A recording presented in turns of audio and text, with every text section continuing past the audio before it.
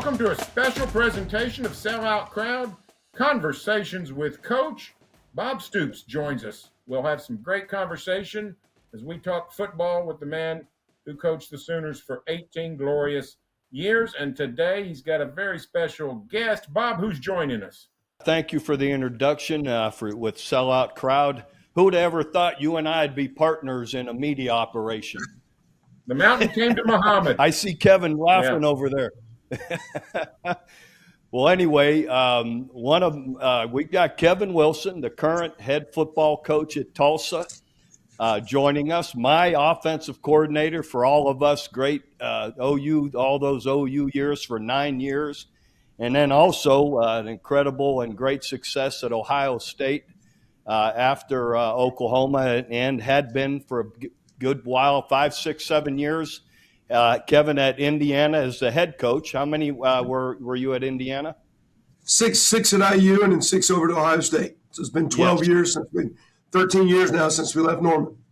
But when Kevin, my offensive coordinator for all those years, was just incredible. Set a NCAA college football scoring record in 2008. And Kevin, you've been a Big Ten head coach, offensive coordinator at places like OU and Ohio State. What made you want to get back into the head coaching game? Well, I wasn't by any means. I thought, quite honestly, we did a well of a job at IU in a program that's typically downtrodden, and we built it up to back-to-back bowls, and administration wanted to go in another direction, so I get booted out. Had a great time at Ohio State, just like OU, phenomenal fan base, phenomenal resources. But I don't think, and I think Coach will tell you this, I don't think people realize how talented those players are. But they see that. They don't realize how committed or how hard they work or what they invest in. And the expectation is you have to win. I mean, you have to win. You have to graduate. You have to do well. And it's like Apollo 13. Failure is not an option when you're coaching at OU and you're coaching it at Ohio State. My thing was, I just thought I had one swing to build a program again. I thought we did a good job at IU. And I didn't have to do it, need to do it. In some ways, I had a phenomenal job where I was. But Coach knows this. It's kind of nice when you're the head coach and you can set the meeting time. It's kind of nice when you can say how long we're practicing and who's recruiting and where we're going. And not that you got all the answers, but it is nice sometimes to be in charge. And I just really felt I had a skill set that Ohio State as a coordinator, assistant coach, I thought maybe I was being underutilized. So I wasn't beating the bushes. Tulsa was a job I had my eye on for a couple years because I thought it might open up, and I thought it would be a place to fit me. And I'm pleased and honored to be here. I'm excited to see what we can build here in the next handful of years. I got a chance to meet your athletic director on the field, and of course I've met him through Zoom and in talking up to your being hired, Rick Dixon. Seems like a wonderful guy, and this is his second stint being the athletic director there.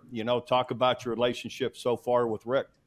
It's been awesome. First of all, I think he being an older guy, and he came back, he was retired. He was the AD here, I think in the late 80s as a 33-year-old former athlete, former player. He knew the school. He would say at the time, I knew the school. I didn't know the industry of being an athletic director. Now he's been here. He's been the AD at Washington State. He was the AD at Tulane, was really a big part of their research. He hired Willie Fritz, and is a big part of their resurgence at Tulane. He had actually retired. Coming off of COVID, our school took a pretty good hit financially and staffing and all that. And some guys reached out and asked him to come back. And I think this being his school, he wanted his school, his place to maybe weather the storm.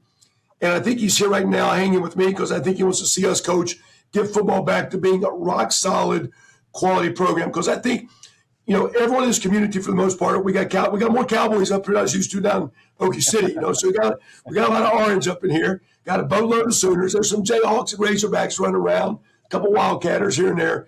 But this town loves the University of Tulsa, even though they're all fans and went to maybe another school. And when Tulsa University and Tulsa football is doing well, it has a great vibe in the city. And I'm excited to see how we can continue to connect and just grow within the city and represent our school the right way. And I think Rick saw that. And between he and President Carson, who used to be at OU in the law department down there, I'm excited to be working for these people up here. That's awesome. Now, just last question. Talk about, you got a tough schedule coming the next couple of weeks. just Sure let do. everyone know about your schedule here the next few weeks. Well, and again, we were able to play it, and it was Rick's idea. It gives you a little bit more of a break to get ready for Washington, but also with the games this weekend within the state, with Labor Day weekend coming, we play the Thursday night game. So we'll meet today, and we'll start transitioning today through the weekend. We got to travel out to Washington, who's a top 10 team, phenomenal quarterback, Michael Penix, had a couple great years at Indiana. Yeah. Phenomenal year last year. I think he led the nation in passing or finished second or third. Great receiving core. Caleb DeBoer, their head coach, that I know well, is an outstanding coach. They're a top 10. They're a legit team. And we got to go to their place. And then we come back the following week, and Oklahoma comes out. Now, it's exciting. I know, having been at OU, I know Joe always said he'd like to play a game at Tulsa 2-for-1 sometimes. Basketball the same way, because he thought it was great for all the Sooner fans that live in Tulsa to have a game in TU and not always travel to Norman. So I know, I think, Coach, my first game in 2002 was up here on a Friday night. So we're excited to have OU back, and it is a tough challenge. I did share with Mr. Dixon, though, in this day and age of TV revenue, some of these other programs in the Big 12 and Big 10 that maybe aren't as powerfully known, they'll pay $1 million to play them too. Now, we don't have to play the big boy to get the big check all the time, but our kids, 2 years ago, we were in a dogfight at Ohio State with Tulsa. Tulsa's always played teams well. It'll be a challenge. Great athletes, great coaches. Fortunate to have OU here, so the environment won't be quite as hectic, but it's going to be challenging, Coach. And then our league's damn good with Tulane, East Carolina, SMU, San Antonio. It's going to be a challenging league as well. So to me, it's a part of it. We're playing two great programs back to back, but we're getting ready to go into league play, and you got to buckle up. Barry, anything else for Kevin? Kevin, take us back to your days in Norman. What were staff meetings like? Particularly, what was Bob like to work for? He's a defensive coach. Coach was awesome. First of all, now as an offensive line coach, sometimes I needed to maybe feel I needed a little bit more time. Coach was one of the most brilliant guys I've ever seen. First of all, he had a phenomenal pulse of the team. So to me, I always thought Coach coached a football team like a basketball team, where you feel substitutions and change and things. A lot of coaches, you follow a book and you got this plan, and plans never work out anyway. I thought Coach had phenomenal feel of the team, phenomenal feel of our staff. Didn't micromanage, expected you to do the job. If you need some help, he'd help you, but he wasn't going to micromanage. So those meetings were short. They were direct.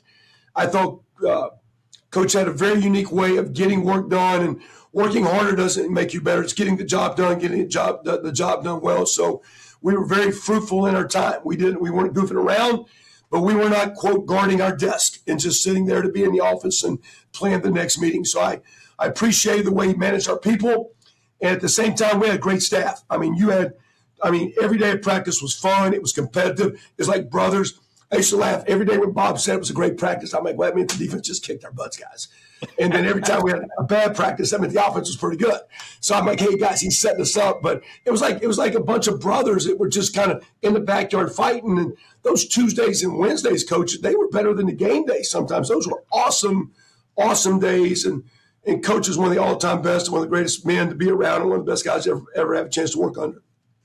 Well, you're kind, Kevin. I appreciate that. And you were great for Sooner Nation. No doubt you're going to be great in your time here with Tulsa as well. And look forward to coming over for more games, not just in a couple of weeks. So you guys are always welcome. You too, Barry. Come see us now. Appreciate you guys. Kevin. Appreciate you joining us, Kevin. Good luck. Thank you. All right, bye. Hey, Bob, reminisce a little bit about Kevin Wilson, what he did those 9 years that you talked about, that, the NCAA records, the hurry up offense, all those things that happened during those years in Norman. Well, Kevin was an incredible, bright mind, just a great coach, and really the entire offensive line, tight end, fullbacks, quarterbacks, what they need to be doing, receivers. He could coach them all, and did. And came in initially just the O-line coach, but then Kevin transitioned to be the O coordinator, and did an incredible job. And that's why I hired him. His time at Northwestern, he was incredible at what he was doing. I followed that. And when we got him here, and I didn't have a history with Kevin, so it was just from strictly following his success that I wanted him to be with us. And then in 2008, we have Sam Bradford, and I there are people doing the no huddle, doing the hurry up, and I know Kevin has done this.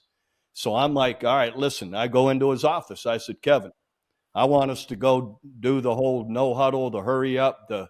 I figure if I could snap the ball 15 more times a game with Sam Bradford than their quarterback, that's going to be good for us. Us defensive guys, I know this isn't going to be good for the defense. It's going to hurt the defensive statistics. It's not going to be, the usual, but I know we're going to win more games if Sam Bradford got the ball in his hands 15, 20 more times than they do. And so I told him, I said, go all in on it. And Kevin went all in on it, and we set a record for NCAA record for scoring that year, 2008.